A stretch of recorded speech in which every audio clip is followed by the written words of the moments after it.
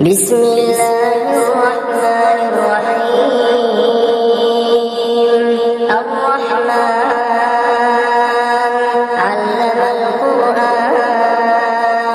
خلق الإنسان علمه البيان الشمس والقمر بحسبان والنجم والشجر يسجدان والسماء رفعها ووضع الميزان ألا تطغوا في الميزان وأقيموا الوزن بالقسط ولا تخسروا الميزان والأرض وضعها للأنام فيها فاكهة والنخل ذات الأكمام والحب ذو العصف والريحان فبأي آلاء ربكما تكذبان خلق الإنسان من صلصال كالفخار وخلق الجان من مارج من نار فبأي آلاء ربكما تكذبان رب المشرقين ورب المغربين فبأي آلاء ربكما تكذبان مرج البحرين يلتقيان بينهما برزخ لا يبغيان فبأي آلاء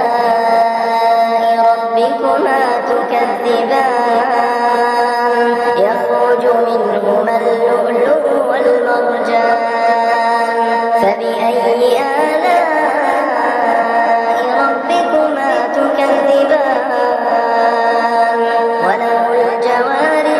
المنشآت في البحر كالأعلام فبأي آلاء ربكما تكذبان كل من عليها فان ويبقى وجه ربك ذو الجلال والإكرام فبأي آلاء ربكما تكذبان يسأله من في السماوات والأرض كل يوم هو في شأن فبأي آلاء ربكما تكذبان سنفرغ لكم أيها الثقلان فبأي آلاء ربكما تكذبان يا معشر الجن والإنس إن استطعتم أن تنفذوا من أقطار السماوات والأرض فانفذوا لا تنفذون إلا بسلطان فبأي آلاء ربكما تكذبان يرسل عليكما شواظ من نار ونحاس فلا تنتصران فبأي آلاء ربكما تكذبان فإذا انشقت السماء فكانت وردة كالدهان فبأي آلاء ربكما تكذبان فيومئذ لا يسأل عن ذنبه إنس ولا جان فبأي آلاء ربكما تكذبان يعرف المجرمون بسيماهم فيؤخذ بالنواصي والأقدام فبأي آلاء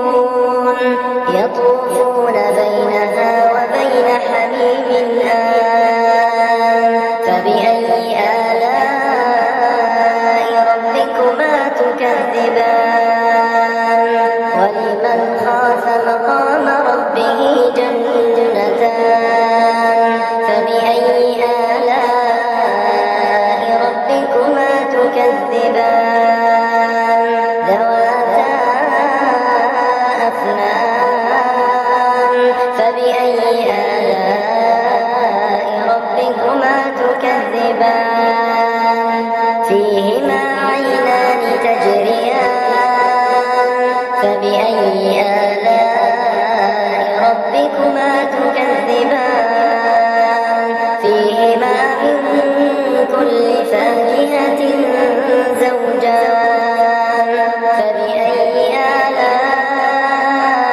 ربكما تكذبان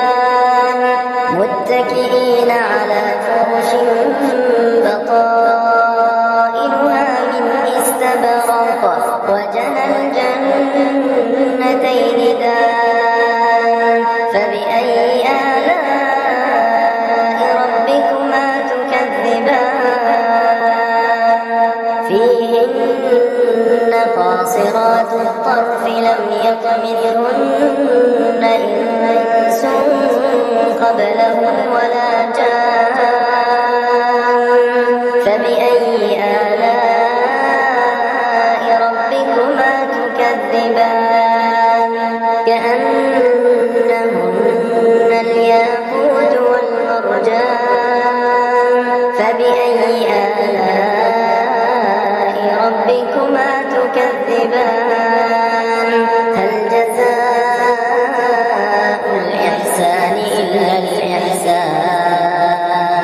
فبأي آلاء ربكما تكذبان ومن دونهما جنتان فبأي آلاء ربكما تكذبان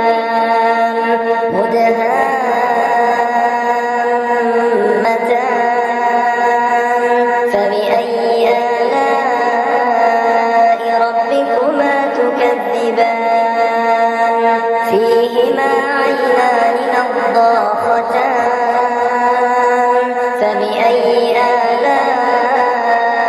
ربكما تكذبان فيهما فاكهة ونخل ورمان فبأي آلاء ربكما تكذبان فيهن خيرات حسان فبأي آلاء ربكما تكذبان حور مقصورات في الخيام فبأي آلاء ربكما تكذبان لم يطمثهن إنس قبلهم ولا جان فبأي آلاء ربكما تكذبان متكئين على رفرف خضر وعبقري حسان فبأي آلاء ربكما تكذبان تبارك اسم ربك ذي الجلال والإكرام